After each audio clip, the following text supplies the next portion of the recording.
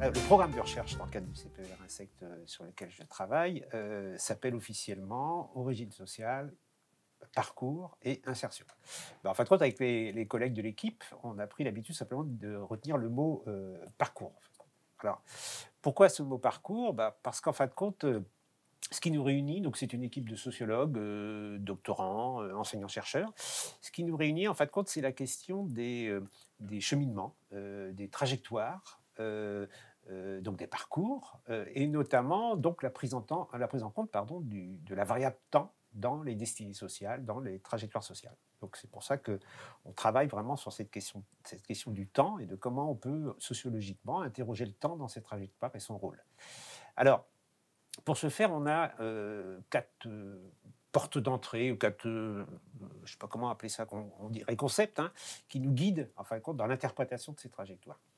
Le premier, c'est ce qu'on appelle en sociologie la socialisation, hein, c'est-à-dire tous les mécanismes, tous les éléments que les individus intègrent dans leur enfance, dans leur jeunesse, dans leur milieu social, du fait qu'ils sont de sexe masculin et de sexe féminin, et qui fabriquent chez eux des cadres mentaux qui les guident.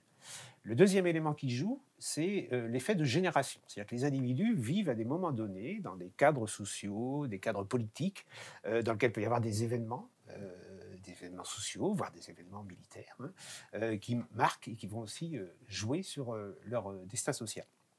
Le troisième élément qui joue, qu'on mobilise pour interpréter, c'est l'état des institutions.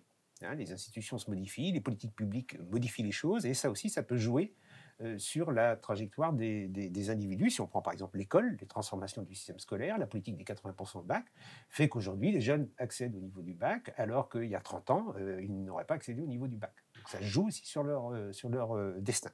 Et puis le dernier élément qui est important pour essayer de comprendre des trajectoires, pour comprendre des parcours, c'est en fin de compte ce qu'on appelle les interactions sociales, hein, des individus qu'on rencontre dans certains cadres, ou ce qu'on appelle aussi des autrui significatifs, et qui peuvent effectivement infléchir, modifier, faire bifurquer une trajectoire. Donc ça, c'est un petit peu le cadre qu'on mobilise pour essayer d'interpréter ces trajectoires. Et en termes de méthode, c'est les méthodes classiques du sociologue, mais on essaye de creuser aussi, j'y reviendrai, une méthode un peu nouvelle en sociologie qui s'appelle l'exercice d'auto-socio-analyse, mais j'en reparlerai. Alors, à partir de cette base, notre équipe a deux grands pôles de travail. Il y a les recherches individuelles des collègues, on est une quinzaine dans le groupe, et puis il y a une recherche collective qu'on mène ensemble. Alors, les recherches individuelles, elles portent sur toutes sortes de sujets, elles sont réunies par cette question de la trajectoire, hein, du parcours. Alors, je vais sans doute en oublier, mais il y en a par exemple sur les commerçantes à Libreville, au Gabon. Il y en a sur la trajectoire des élèves de SECPA au collège. Il y a des recherches aussi sur les trajectoires des mineurs délinquants, sur l'insertion des jeunes handicapés, sur l'entrée dans l'entrepreneuriat. Il y a un collègue qui travaille sur les étudiants étrangers, et notamment lorsqu'ils ont fini leurs études, la question de partir ou rester en France, retourner dans son pays ou rester en France, ou encore des recherches sur les destinées des enfants de migrants maliens. Bref, ça c'est les recherches individuelles, toutes liées par cette question de trajectoire, de rendre compte de trajectoire, de comprendre des trajectoires. Et on a une recherche collective qu'on a centrée sur les étudiants de sociologie, et notamment l'entrée en sociologie. Alors l'entrée en sociologie qu'il faut entendre, de deux façons. L'orientation vers la sociologie, qu'est-ce qui fait qu'on choisit de s'inscrire en première année de sociologie, ça c'est le premier aspect. Mais l'entrée en sociologie, c'est pas seulement une orientation, c'est aussi une entrée dans une discipline. Et donc on s'interroge aussi sur qu'est-ce qui fait que des jeunes finissent par épouser, par adopter les modes de pensée, les cadres conceptuels, les notions de la discipline. C'est pour ça qu'on travaille sur l'entrée en L1, mais qu'on a aussi beaucoup travaillé sur les étudiants de L2, c'est-à-dire ceux qui sont rentrés dans la discipline, pour essayer de voir un peu les éléments qu'ils saisissaient le mieux ou qu'ils saisissaient le moins bien. Et par exemple, on travaille sur les dossiers qu'ils nous rendent, non pas pour les corriger une deuxième fois, mais pour regarder dedans comment effectivement ils maîtrisent la discipline. Notamment un dossier d'autosocio-analyse qu'on leur fait faire, qui donne des choses sur leur trajectoire, mais qui montre aussi comment ils sont capables justement d'activer ces concepts pour comprendre leur trajectoire. Alors, cette enquête collective, elle n'est pas encore complètement terminée, mais je peux dire, si vous voulez, quelques éléments sur les étudiants de sociologie qui apparaissent déjà. D'abord sur les trajectoires d'entrée, sur l'orientation. on s'aperçoit qu'on a très nettement deux pôles d'étudiants. Ça nous a un peu surpris. On a des trajectoires qu'on va appeler linéaires, c'est-à-dire des étudiants qui viennent de terminale et qui rentrent en première année de fac, comme je dirais le schéma qu'on a tous un peu dans la tête. Mais ces étudiants-là ne représentent que 70% de nos étudiants. En fin de compte, on a 30%, un petit peu plus de 30% de nos étudiants qui ont des trajectoires réticulaires, et non pas linéaires. C'est-à-dire qu'ils sont passés par d'autres chemins, souvent des chemins du supérieur, avant de venir s'inscrire en sociologie. Et bien évidemment, ça ne fait pas les mêmes étudiants, certains ont l'expérience du supérieur ou pas, et ça ne fait pas non plus le même rapport à la discipline. Un autre élément qui ressort aussi de ces enquêtes, c'est que la sociologie, en tous les cas à Poitiers, parce que notre terrain d'enquête c'est à Poitiers, sélectionne scolairement. Autrement dit, de ce point de vue-là, elle est bien une discipline universitaire. C'est-à-dire nos critères de sélection, c'est le fait de passer en deuxième année de L1 à L2, sont avant tout des critères scolaires. C'est-à-dire ceux qui réussissent et celles qui réussissent, ce sont ceux qui ont des bacs généraux, ceux qui ont eu des mentions bien ou très bien au bac, ceux qui n'ont pas redoublé. Hein, autrement dit, tous les critères scolaires classiques. Les filles réussissent mieux que les garçons aussi. Et ce qui est intéressant, c'est lorsqu'on regarde du point de vue des milieux sociaux, autant la sociologie sélectionne scolairement, mais elle ne sélectionne pas socialement. C'est-à-dire que les étudiants qui en sociologie réussissent le mieux sont les étudiants issus du milieu populaire, c'est-à-dire les enfants d'ouvriers, les enfants d'employés. Alors c'est assez contre-intuitif, parce qu'on sait bien que souvent les hiérarchies scolaires sont aussi des hiérarchies sociales, et ça veut dire que la sociologie est sans doute une des disciplines, elle n'est sans doute pas la seule, mais une des disciplines qui accueille ce qu'on appelle les enfants de la démocratisation scolaire, c'est-à-dire ces enfants du milieu populaire qui, par la politique des 80% bac, accèdent au supérieur. Alors bien sûr, il ne faut pas qu'ils soient trop mauvais au lycée, hein, mais on est, de ce point de vue-là, une terre d'accueil de ces étudiants qui accèdent souvent pour les premières fois de leur famille, on le voit aussi dans ce qu'ils disent de leur histoire de vie, au supérieur. Alors, ces travaux vont donner lieu à des publications, certains donneront lieu à des thèses, puisqu'on a associé nos doctorants à ces recherches. Mais j'aurais juste m'arrêter, j'aurais un peu terminé là-dessus, sur cette présentation générale, sur 3 ouvrages, en fin de compte, qui sont parus liés à ce programme. Alors, le premier, qui est paru en avril, il s'appelle « Inégalité de genre dans l'enseignement et les formations professionnelles ».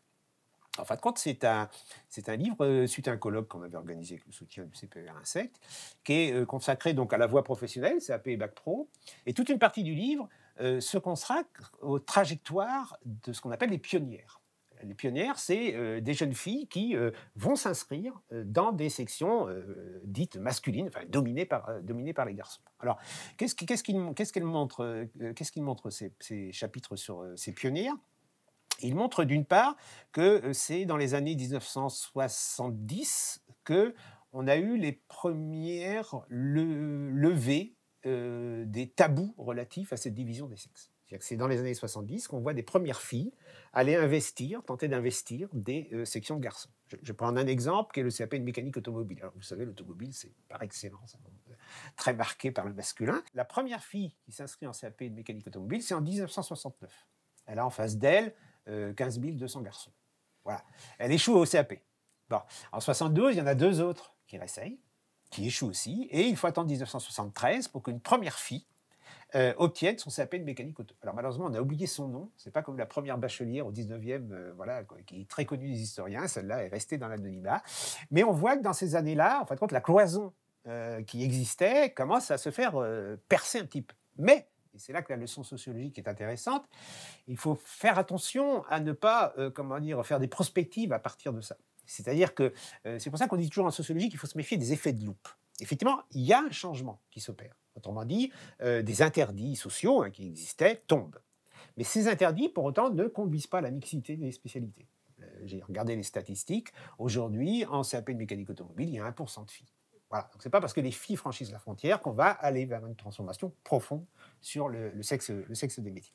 Le deuxième livre qui va paraître à la mi-mai, il est encore sous presse, c'est un livre qu'a coordonné Fanny Renard, et une collègue, qu'a écrit Fanny Renard, donc une collègue de l'équipe, avec une collègue de Nantes qui s'appelle Sophie Orange, et qui s'appelle Des femmes qui tiennent la campagne.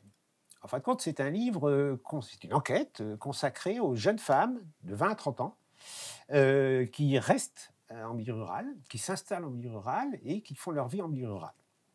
Alors la question des collègues, c'était d'essayer de trouver dans leur trajectoire qu'est-ce qui faisait notamment qu'elles s'investissaient fortement dans ces territoires. Alors au travers des associations, hein, des associations de parents d'élèves, mais aussi des emplois de service, des salons de coiffure, etc. Et pourquoi elles avaient fait le choix, en quelque sorte, de rester sur ces territoires et de s'y investir pour essayer de les dynamiser. Et donc le livre s'interroge sur les dispositions, hein, sur ce qu'on appelle les dispositions en sociologie, les ressources que ces jeunes filles peuvent mobiliser pour y faire sa place et y être bien, y compris dans les rapports de domination sociale, parce que la ville reste l'image phare, leurs copines sont souvent parties à la ville. Ce pas les plus diplômées, hein, ces jeunes femmes-là, c'est souvent des jeunes femmes diplômées de l'enseignement professionnel. Et puis surtout, elles décident de rester dans un espace où l'État se retire en fermant les bureaux de poste et les perceptions, voilà, les commerces ferment, etc. Et d'autre part, résister aussi à la domination masculine, hein, puisque souvent elles vivent en couple, elles ont des enfants, mais elles se bagarrent en quelque sorte pour, dans ces territoires, y faire leur place en tant que femmes. Ça, c'est le deuxième ouvrage issu de ces travaux. Et le dernier est un peu plus spécifique. Il renvoie à ce que j'ai dit tout à l'heure sur l'utilisation avec les étudiants de L2 pour mieux connaître leur trajectoire, mais aussi pour construire dans leur tête les postures de sociologue d'un exercice d'auto-socio-analyse. Alors l'auto-socio-analyse, c'est un enseignement qui se développe de plus en plus. C'est assez récent dans les départements de sociologie. Il y en a à Poitiers, il y en a à Nantes, il y en a à Lille, il y en a aussi à Lyon. Et l'idée principale, c'est d'utiliser les outils de la sociologie pour comprendre des trajectoires. Là, en l'occurrence, avec les étudiants de sociologie, pour comprendre leur propre trajectoire. Mais cet outil-là me semble avoir, au-delà de ça, des vertus plus générales pour effectivement en faire un outil de la recherche, mais aussi un outil qu'on pourrait appeler une sociologie pratique, une sociologie clinique, c'est-à-dire de se dire que la sociologie peut aussi aider des gens à comprendre leur situation sociale en mobilisant justement les outils d'interprétation et notamment en aidant les gens à se resituer dans ce que j'ai dit, les mécanismes de socialisation, les effets de génération, les interactions sociales ou les effets d'institution. Et dans ce cadre-là, il y a eu un troisième livre qui a été publié, et j'en suis l'auteur. Ce livre est paru en janvier aux éditions La Dispute, et il s'appelle « S'asseoir et se regarder passer ». Donc voilà, il indique la posture de l'exercice de l'autosocialisme. Voilà rapidement dit un petit peu ce que nous avons fait dans ce programme.